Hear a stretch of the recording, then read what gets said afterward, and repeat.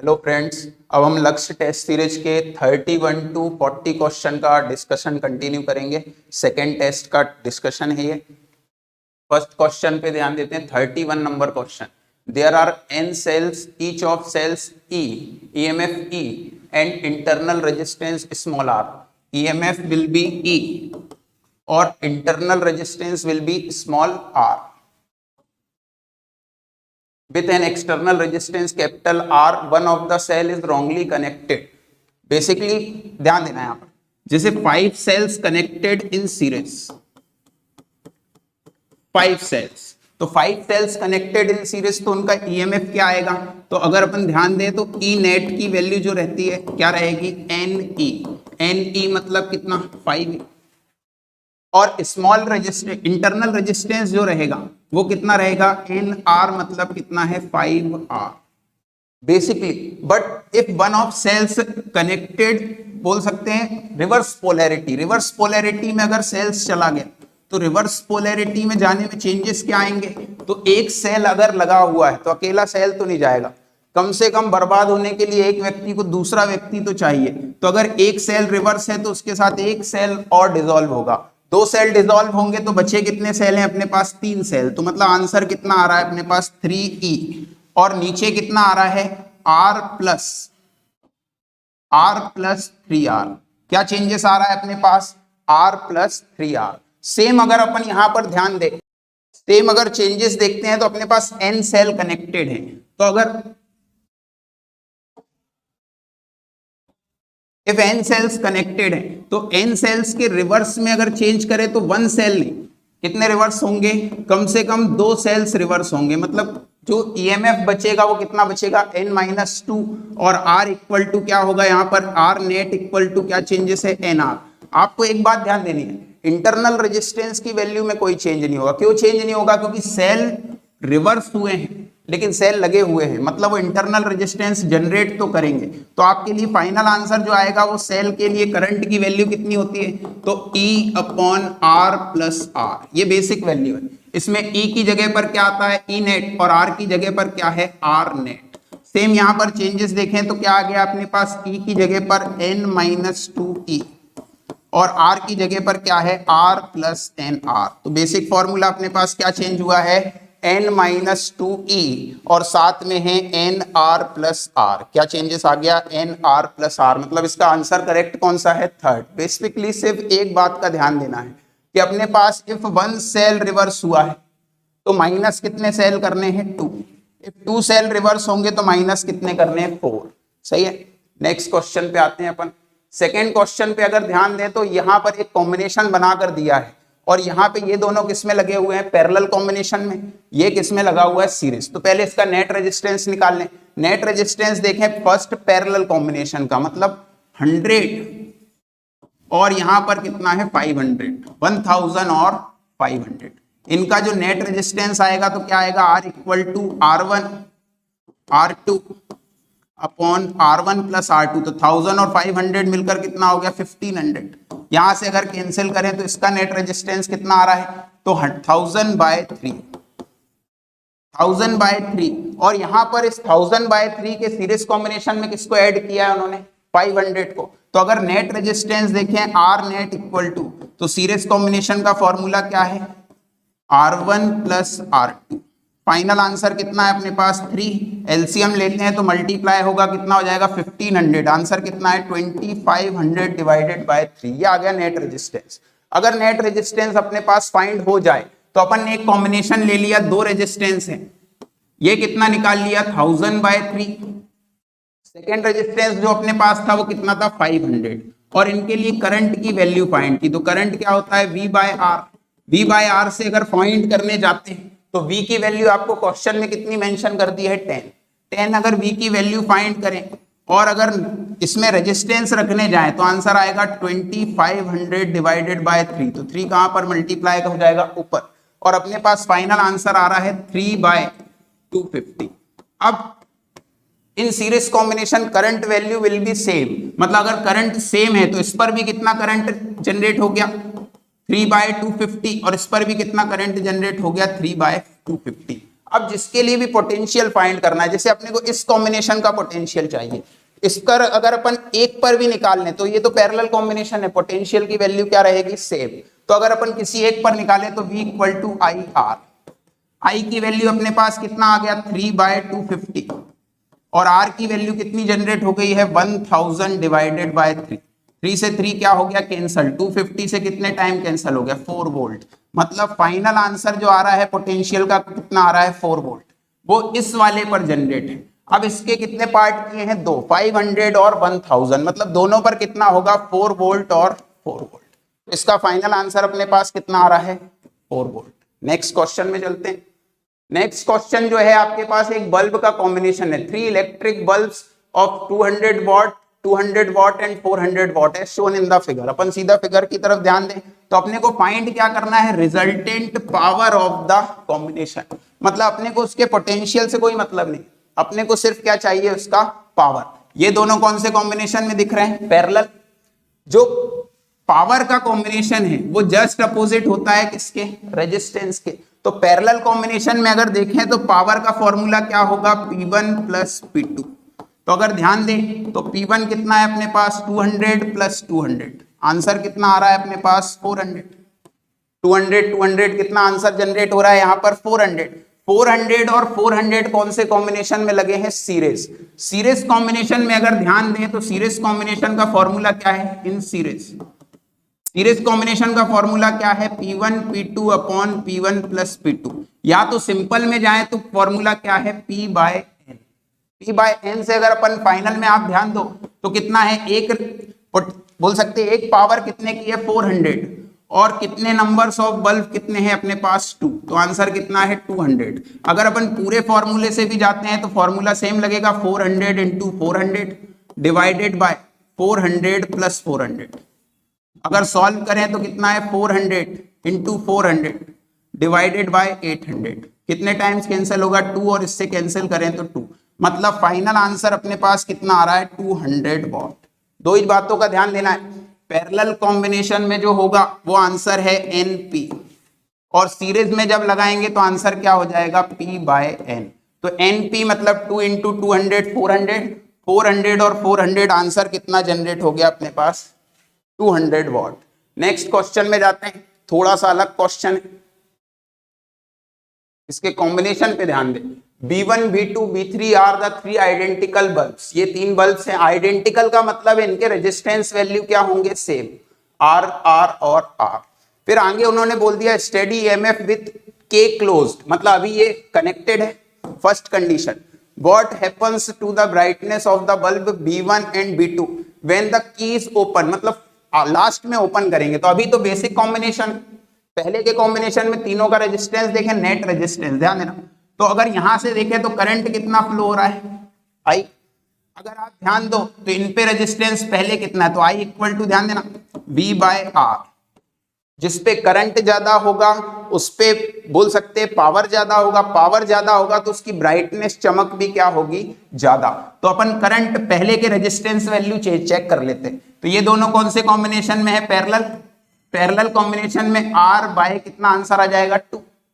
ये कितना आंसर आ गया R/2। ये R/2 इस R के कौन से कॉम्बिनेशन में है, सीरीज। तो फाइनल आंसर चेक करने जाए तो कितना R प्लस R/2 मतलब 3R/2। पहले का करंट कितना आ रहा है अपने पास, तो I इक्वल टू V/3R/2। ये किसका करंट अपन ने मेजर कर लिया, इसका, और इनका जो फाइनल आंसर है। बाद पे अगर ध्यान दे, अगर ये की ओपन हो जाए तो एक तो ये बल्ब लगा है B1 और अगर ये हट गया तो केवल कौन लगा है B2। दो कॉम्बिनेशन है अपने पास B1 और B2। अब ये ओपन है मतलब ये तो हट जाएगा सर्किट से। सर्किट से अगर वो हट गया तो अपने पास बचा क्या है B1 और B2। R कितना आंसर आ गया 2R। अब यहां पे अगर अपन देखें तो V बाय रेजिस्टेंस कितना आ गया अपने पास 2R। इसको अगर सॉल्व करें तो ये अप्रोक्स 2/3 मतलब 0.66 और इसे ध्यान दे तो ये कितना है 0.5। मतलब B1 का करंट पहले 0.6 था और अब B1 का करंट कितना आ गया 0.5। मतलब करंट विल बी डिक्रीजेस और करंट डिक्रीज होगा तो उसके लिए पावर भी क्या हो जाएगी डिक्रीज। सही है। और अगर पावर डिक्रीज होगी तो उसके लिए ब्राइटनेस की वैल्यू भी क्या हो जाएगी, डिक्रीज, चमक भी क्या हो जाएगी, कम। तो इस अगर अपन ऑप्शन में देखने जाते हैं तो brightness of the B1 increases, ये तो गलत हो गया। सेकंड में जाते हैं brightness of the B1 B2 increases, ये भी गलत है। थर्ड ऑप्शन में जाते हैं brightness of the bulb B1 decreases and that of B2, तो B2 की बात तो अपन थोड़ी देर में करते हैं। ये मतलब अपने पास ये हो सकता है, मतलब केबीसी के एक 50-50 की लाइफलाइन लगा ली है अपन ने, जिसमें आंसर सी हो सकता है और डी। बात आती है B2 पे।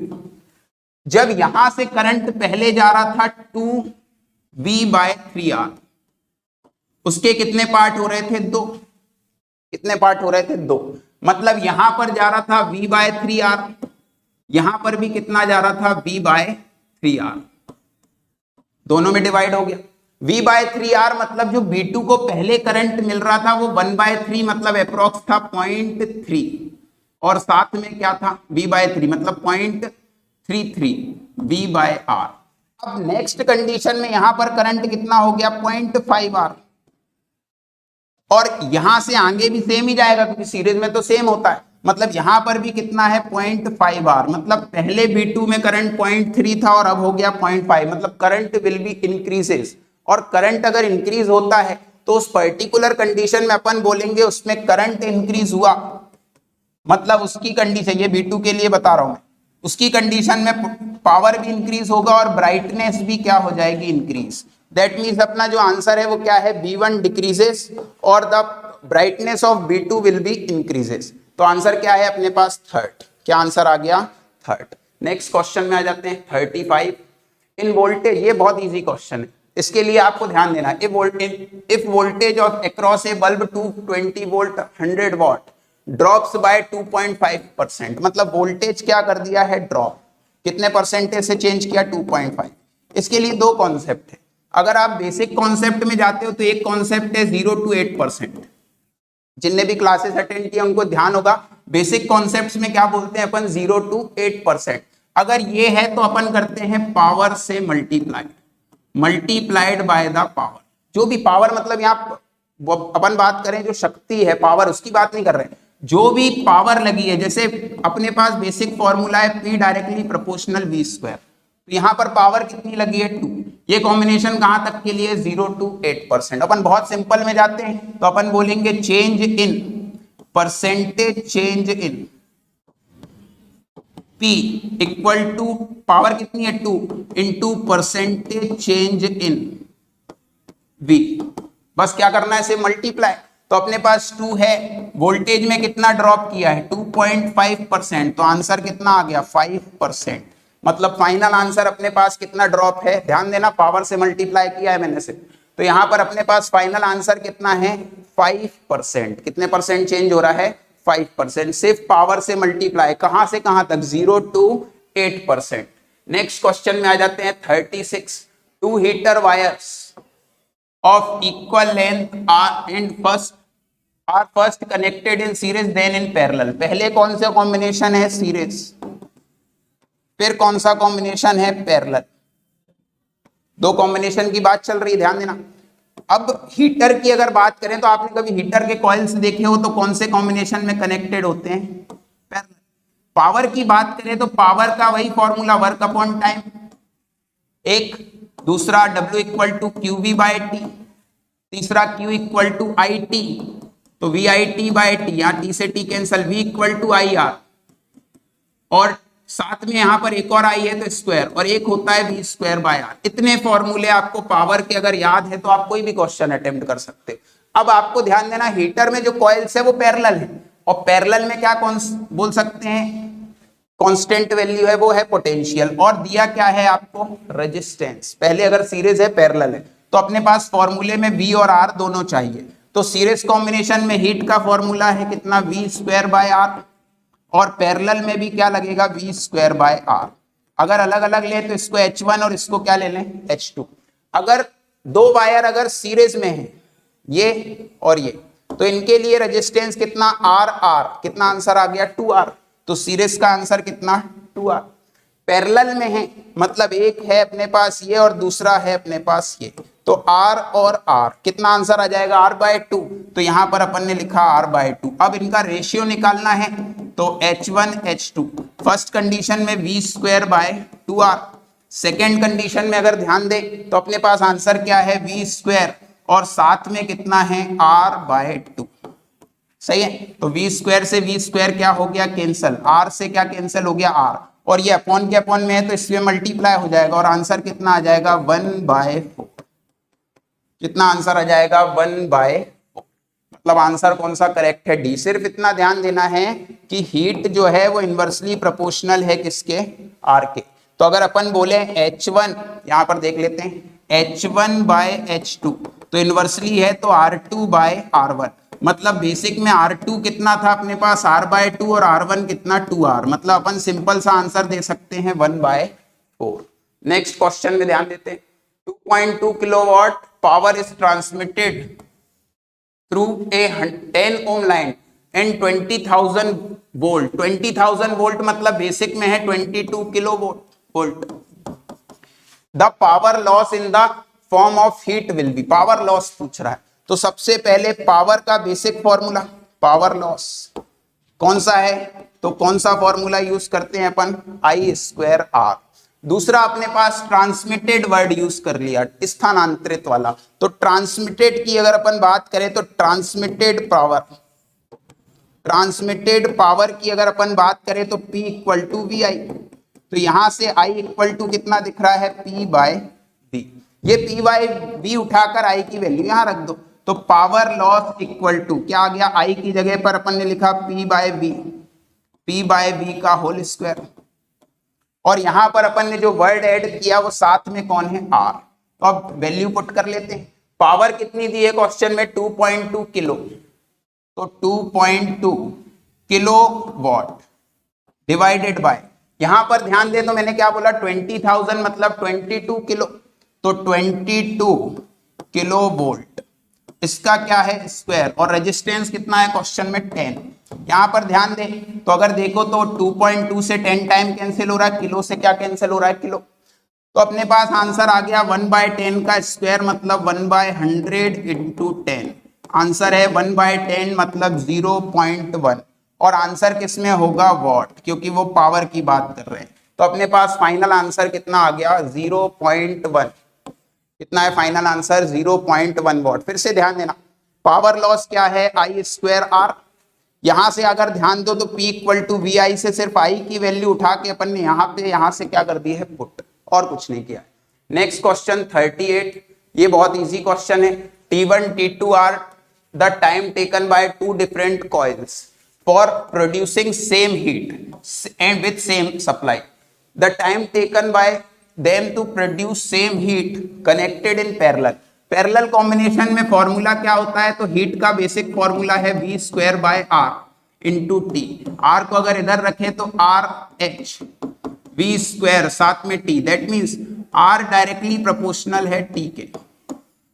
अगर R डायरेक्टली प्रोपोर्शनल है किसके, T के, तो बहुत इजी हो गया अपने लिए। जो रेजिस्टेंस का कॉम्बिनेशन है वही किसका कॉम्बिनेशन माना जाएगा, बोल सकते हैं टाइम का। तो रेजिस्टेंस का पैरेलल कॉम्बिनेशन आपको याद है, R1 R2 upon R1 plus R2।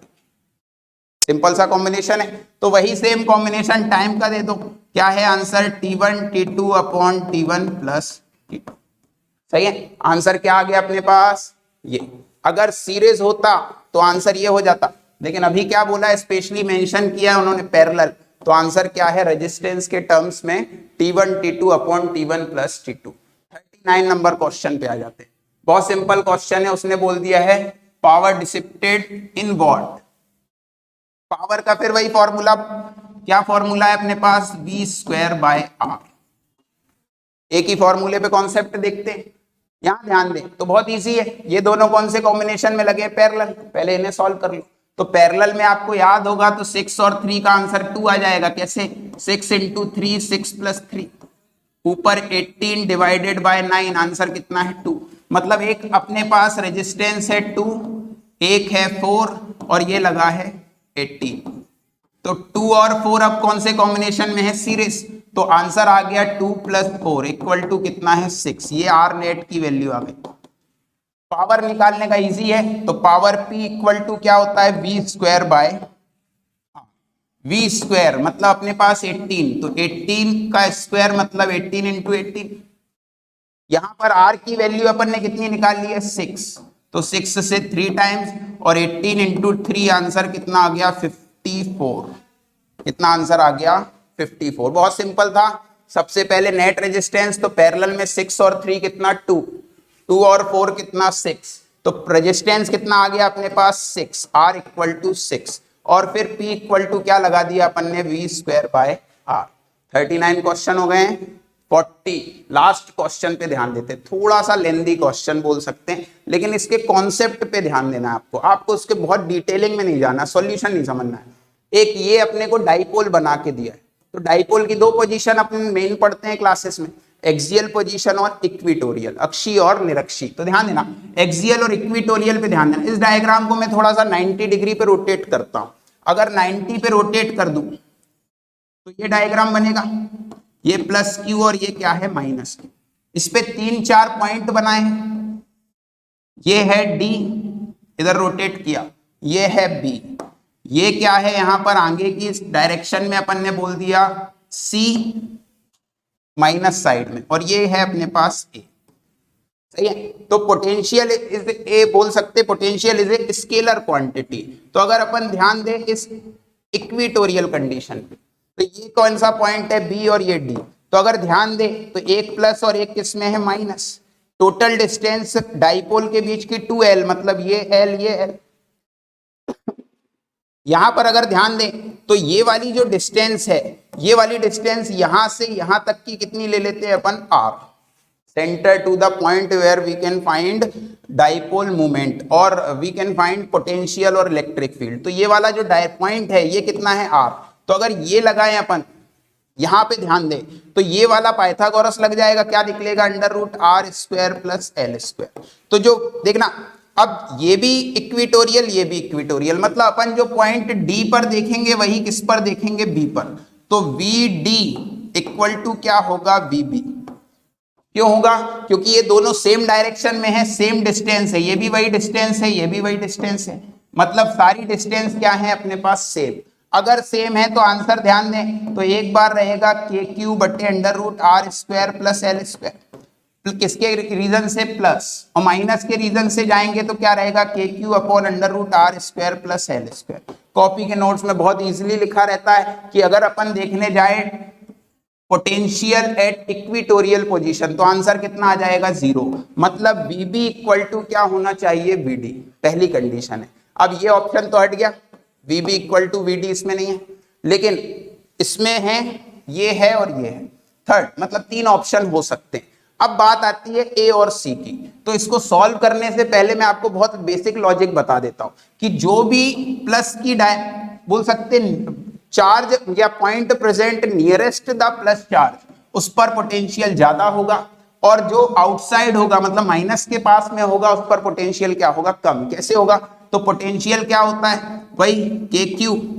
अब अगर ये डिस्टेंस अपन ने मान लो कितनी ले ली, कुछ भी ले लो, बाय ले लो, तो इसे अपन ने यहां से यहां तक अपन डिस्टेंस r लेते हैं, ये l है, तो ये कितनी है r माइनस l, कितनी है r माइनस l, तो अपन ने ले ली r माइनस l।